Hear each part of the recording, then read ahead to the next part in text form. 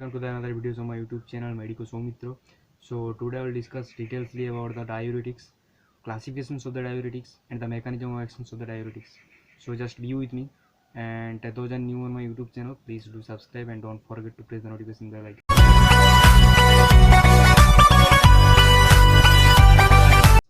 Once again, welcome to the another videos on my YouTube channel. As I told, today we will have topic about the diuretics. Okay, so before that we need to know why we have necessary uses of the diuretics. What is the necessary? And so that is the structures of the nephron, and that is the stages of the physiology of the urinations. Okay, so under that first one is the glomerular filtrations, tubular reabsorptions and tubular secretions. Whenever under the three one of also interrupt, so we can see the fluid retention occur. Okay, in our urinary bladder, right?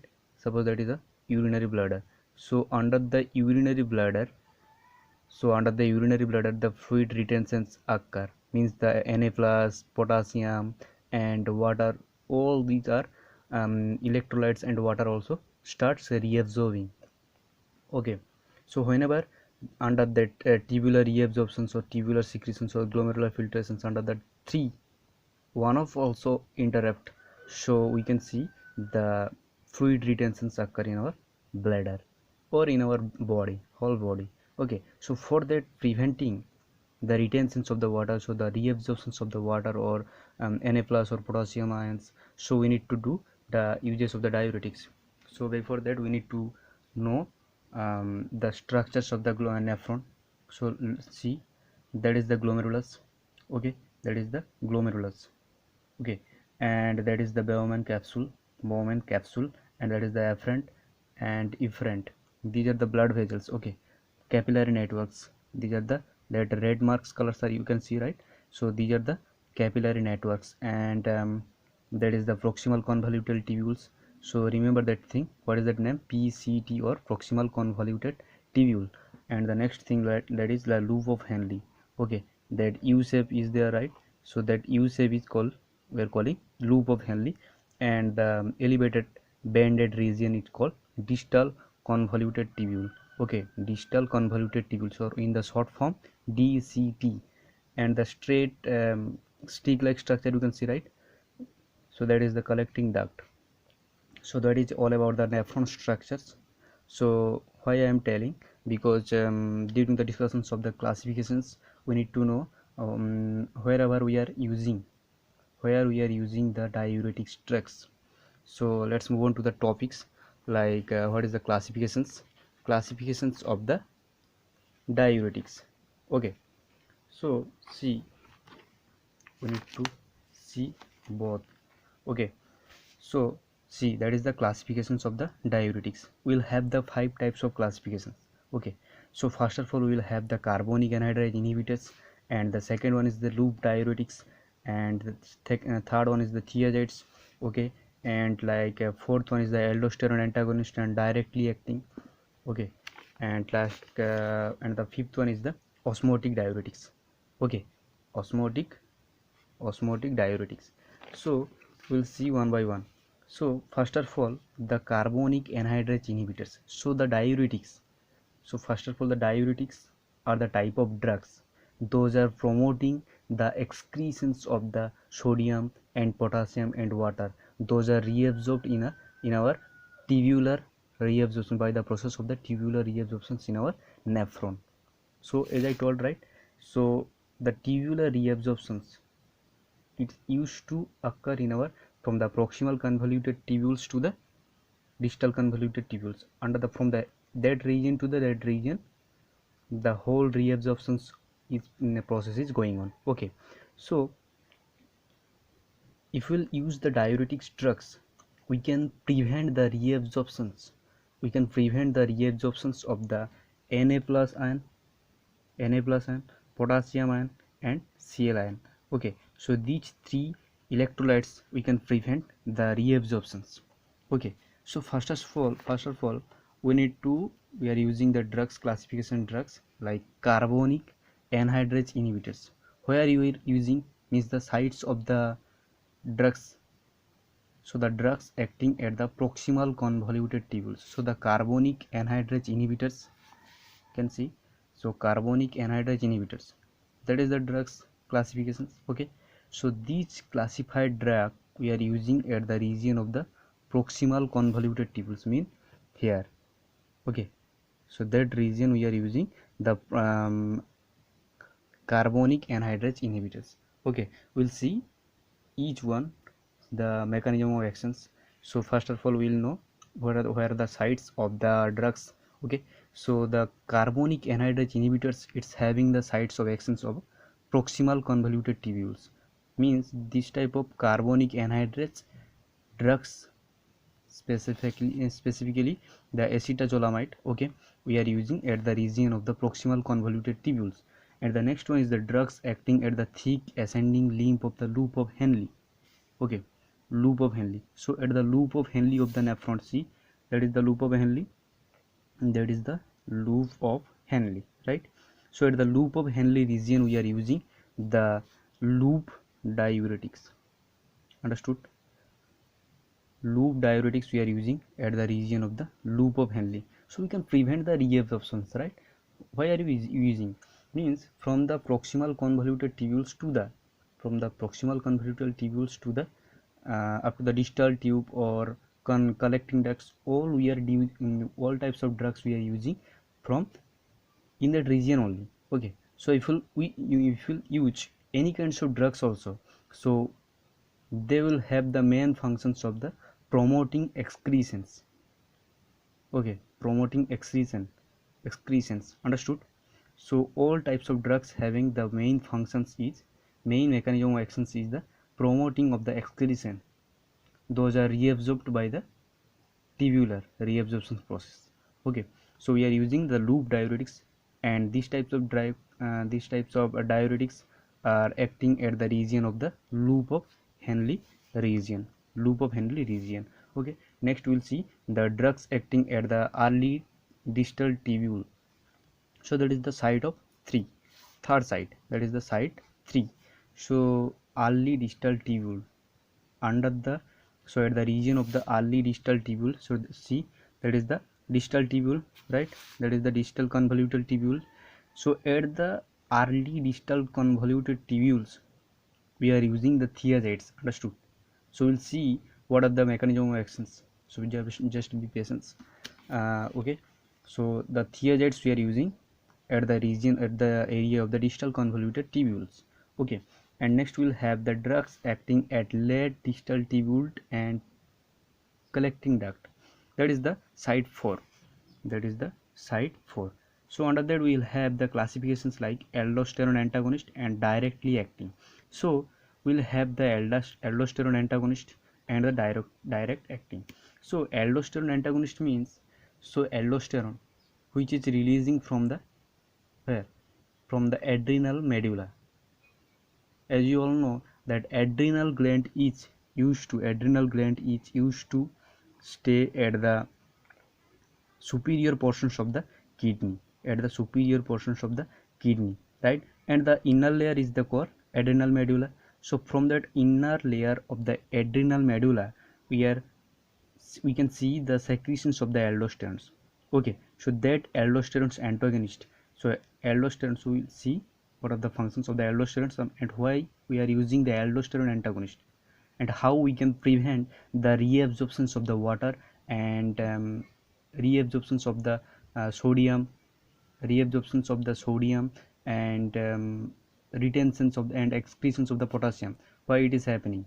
Okay, so we'll see. So under the drugs, like drugs acting at late distal tubules and collecting duct, we are using the classifications like aldosterone antagonist and directly acting. So if we'll use this type of drugs classification, so these type of drugs will be acting at the region of the distal tubule, understood? So if we are using this type of classifications, means the thiazides, so that thiazides will acting at the region of the distal tubule, early distal tubule. And you will use, if you use the aldosterone antagonist and directly acting antagonist, so this type of classified drug will be acted at the region of the late distal tubule and collecting duct. Okay, and the loop diuretics, this type of drugs if you use, So this type of classified drugs will act at the region of the loop of Henle. Understood? And the next thing, like carbonic anhydrase inhibitors, like this type of classified drugs if we use, so this type of classified drugs will be acted at the region of the proximal convoluted tubules. Okay, and next we'll see the drugs acting at the entire nephron. Okay, so whole nephron we are using the drug like osmotic diuretics. If we use the osmotic diuretics classifications of the drug, so this type of classified drugs will be acting at the whole nephron, means wherever the nephron, the body or fluid retention is occur, right? So or reabsorptions occur. So if we use the osmotic diuretics, by the process of the osmosis, the all kinds of fluid will be draw draw from the tissues or vessels. Okay, the water, and water will be draw from the tissues. Okay, wherever the tissue is, water is retained, okay, by the process of the osmosis. And we can prevent or we can promote the excretions. Okay, so we'll see each and every classifications of the drugs. And let's move on to the mechanism of actions. So as I told, the carbonic anhydrase inhibitors.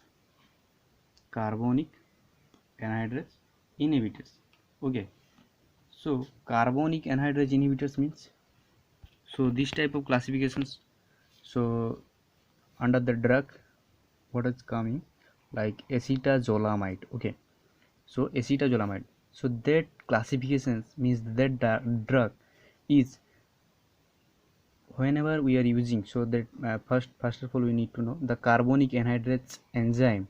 One enzyme is there, right? So that enzyme is present at the region of the proximal convoluted tubules is there, right? So at the renal tubular cells, this type of carbonic anhydrase enzyme is present. Okay, so this type of carbonic anhydrase enzymes having the functions of the reabsorptions of the Na plus, okay, Na plus ion, and also it's also having the functions of the reabsorptions of the HCO3 negative and water, all these things. Okay, so the carbonic anhydrase enzyme cells, so this type of carbonic and anhydrase enzyme cells are present mainly renal tubular cells, means the nephron. Okay, so at the tubular cells this type of enzyme cells are present. Okay, so this type of cells having the functions of the retentions of the Na plus ion, HCO3 negative and water.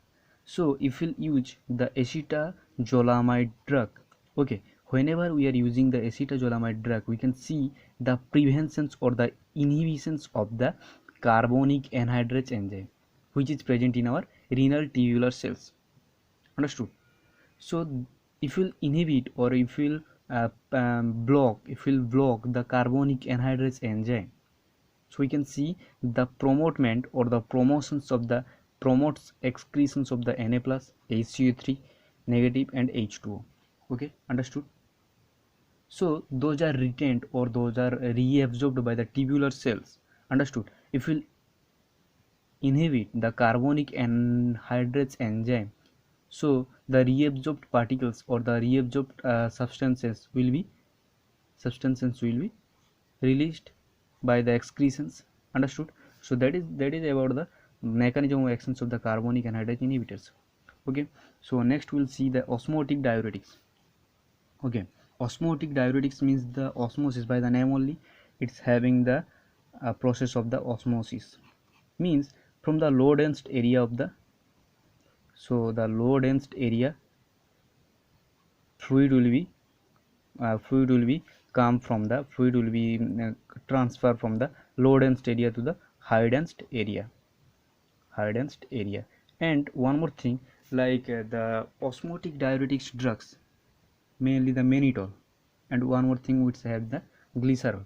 So mainly we'll discuss about the mannitol. So the type of mannitol, 20% mannitol, whenever we are using this type of drugs, we are using through IV administrations. Oh, okay, So that IV administrations whenever we are using, so it is not reabsorbed by the renal tubules. Understood? So if we'll use the renal mannitols also, we cannot see the reabsorptions of the mannitol in our renal tubular cells. Okay, so what is the main functions? So whenever the 20% mannitols we are using through IV, okay, so that IV, that mannitol is freely filtered at the glomerulus portions. Okay, so as you all know the nephron functions, so all kinds of filtrations is happening at the glomerulus region. Understood? At the glomerulus region all kinds of filtrations is occurring, right? So whenever we are using the 20% mannitols, we can see the freely filtered at the glomerulus region, and the increases osmolality of the tubular fluid. Osmolality means the osmosis movement. Okay, the osmosis movement will be increased, means wherever in our body the fluid is accumulated, so by the process of the osmolality or the osmosis, the fluid will be draw back from that region. Okay, and the reabsorbed particles like Na plus, potassium and Cl negative and H2O, whatever it is, it doesn't matter. So it will be drawback, and it will inhibits the reabsorptions of the water and NaCl at the proximal convoluted tubules and the loop of Henle. So it will increase the osmolality of the tubular fluid, and also it is inhibiting the reabsorptions of the water NaCl at the proximal convoluted tubules and the loop of Henle. So thereby we can see the promotions of the diuresis. So the diuresis, it is a conditions like the excess urine productions. Okay, so direct diuresis means the urine productions will be start, excess urine productions will start. So that is about the diuresis, means the osmotic diuretics. If you use the mannitol or the osmotic diuretics, we can see the diuretics will be promoted. Understood? Means the reabsorbed particle will be excreted out through the urine. Understood? So that is about the mechanism of actions, and some of the mechanism of actions also are there, like loop diuretics. So as I told that loop diuretics are the type of drugs where we are using the this type of drugs at the regions of the loop of Henle. So if we'll take the furosemide, so that is the type of drug comes under the loop diuretics. So if we use the loop diuretics, we can see the inhibitions of the Na plus, potassium and Cl minus reabsorptions. Okay, understood? So if we use the loop diuretics, we can see the inhibitions of the Na plus ion, potassium ion and Cl negative ion. These will be reabsorption of will be inhibited. Okay, and thereby we can see the promotions of the excretions of the Na plus, Cl negative ion as a urine. Understood? So if we loop diuretic, if we use, so we can see the promotions of the Na plus ion and Cl negative ion. So when we can use the loop diuretics drugs, when we can use, so at case of the mainly we are using the loop diuretics mainly at the different edemotic case. So hepatic edema, renal edema, okay, hepatic edema, renal edema, cardiac edema. So if that type of conditions is occur, so we can prefer the loop diuretics drugs. So mainly the furosemides, but one condition is there, like furosemides having the short acting drug durations. Mean if we'll use the furosemides within 2 to 3 hours, the drug actions will be reduced, but it's having the rapid onset of actions.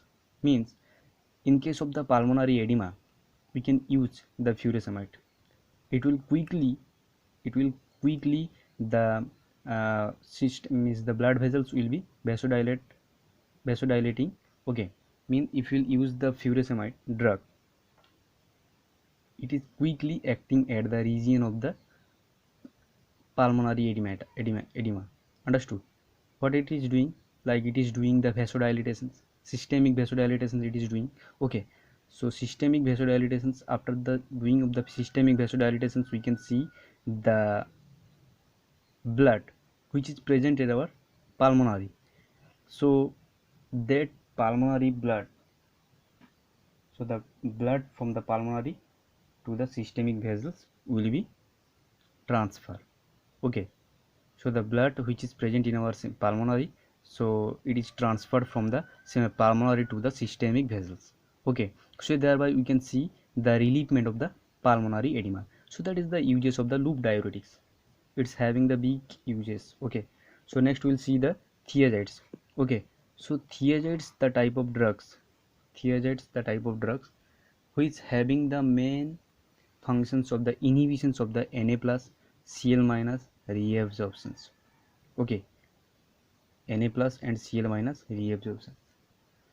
So if we'll use the thiazides, okay, so thiazides mainly acting at the region of the, where we can take, so thiazides, see, so thiazides the drug at the acting at the early distal tubule. So it is acting at the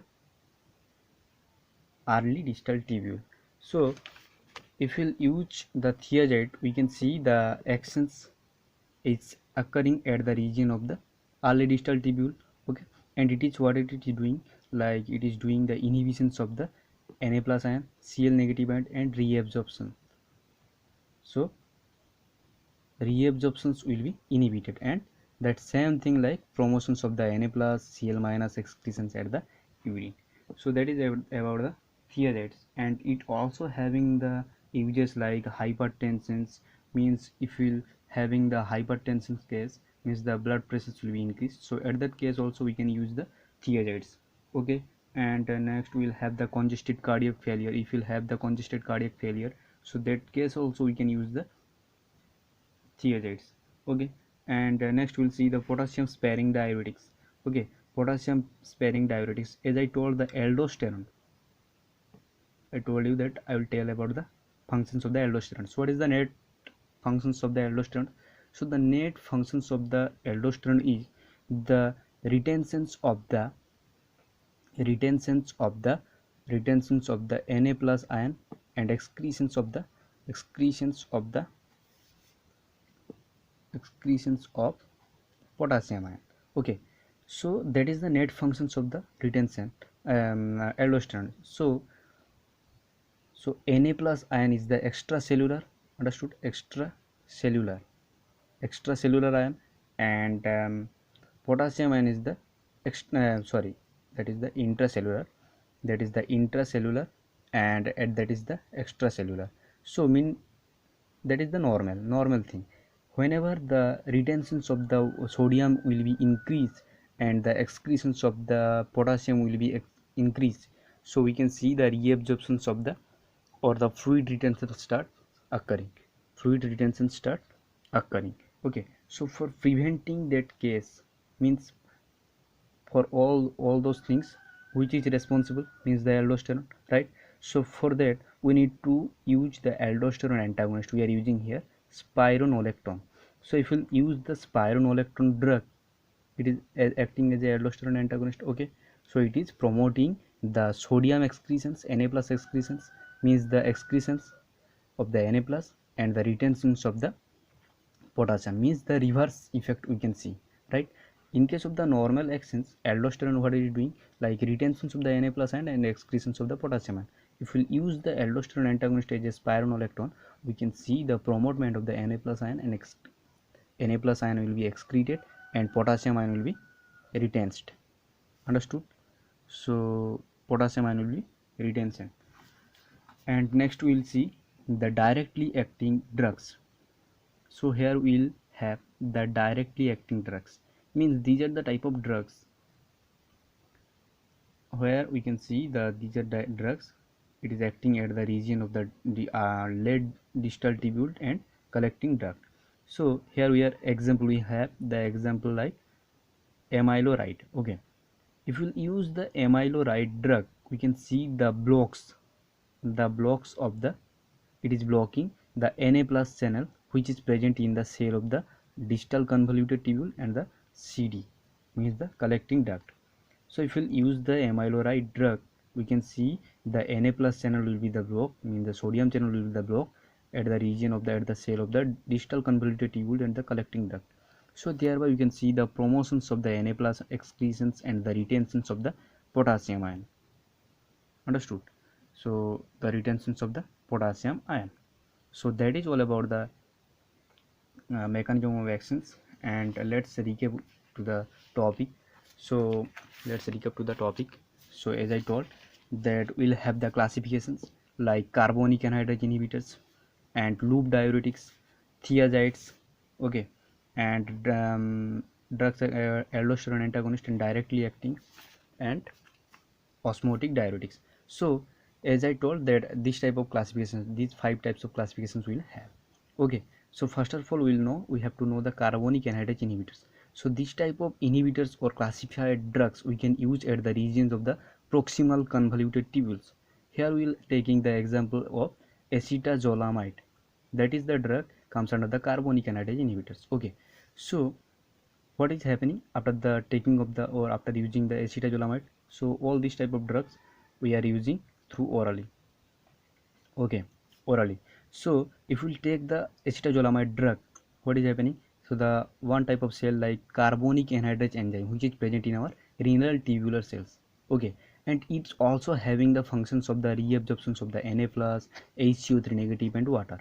Okay, if we use the acetazolamide drug, we can see the inhibitions of the carbonic anhydrase enzyme. Okay, and thereby we can see the promotions of the excretions of the Na plus and HCO3 negative and H2O. Okay, so that is about the carbonic anhydrase inhibitors. And next we'll see the osmotic diuretics. So osmosis means the fluid will be transferred from the low dense area to the high dense area. Okay, but in case of the osmotic diuretics we are using the mannitol, 20% mannitol. So mannitols having the main functions like it is not absorbed or reabsorbed in our renal tubules. Okay, if you use the mannitol, it is acting as a osmotic diuretics, right? So if you use the mannitol, 20% mannitol, wherever the fluid retention is occur, it is draw back the fluid from that region and helps for the promotions of the helps for promoting excretions or productions of the urine. Understood? Mean if we use the mannitol, we can see the promotement of the what promotement of the urine excretions. Okay, and mainly the mannitol and glycerol, those type of drugs we are using in the case of the glaucoma. Understood? Okay, if we use the mannitol and glycerol, so these are the type of drugs we are using the in case of the acute glaucoma. These type of drugs are reducing the intraocular pressure. These type of drugs are reducing the intraocular pressure, so thereby you can see the reductions of the glaucoma.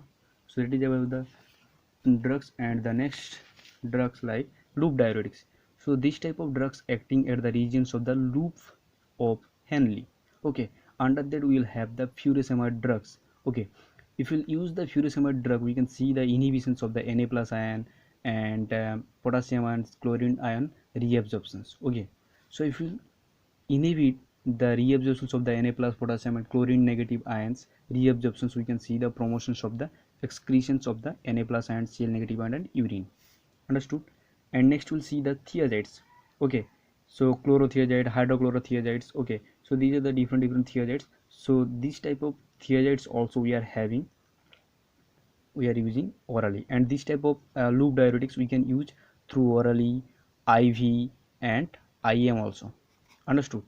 Through oral, IV and IM also. So if we use the thiazide drugs, we can see the inhibitions of the Na plus ion and chlorine negative ions reabsorptions. So thereby you can see the promotions of the Na plus ion and Cl negative ion and the excretions in as a urine. Okay, next we'll have the final classifications of the drugs like aldosterone antagonist, potassium sparing diuretics. Under that we'll have that aldosterone antagonist and directly acting drugs. So aldosterones having the main functions of the retentions of the Na plus ion and excretions of the potassium ion. If you use if you use the spironolactone drug as an antagonist, aldosterone antagonist, so it will act as a reverse effect of the aldosterone. Means aldosterone having the functions of the retentions of the Na plus and excretions of the potassium ion. But if you use the aldosterone antagonist, we can see the promotions of the Na plus excretions and potassium retention. Means the affections will be reverse. Understood? So the edema will be reduced. Okay. And next we will have the directly acting drug like amiloride. Okay, so if we use the amiloride, we can see the blocks, it will blocking the sodium channel which is present in our ducting distal tubule and collecting duct. Okay, so if we block the Na plus channel, so we cannot see the transformations of the ion, right? So thereby you can see the promotions of the Na plus excretions and the retentions of the potassium ion. Okay, so that is all about the topic. Okay, I think you all have understood. If you're having any kinds of doubt also, you can ask me questions below to the comment sections. Okay, so thank you for seeing this video. Thanks for watching.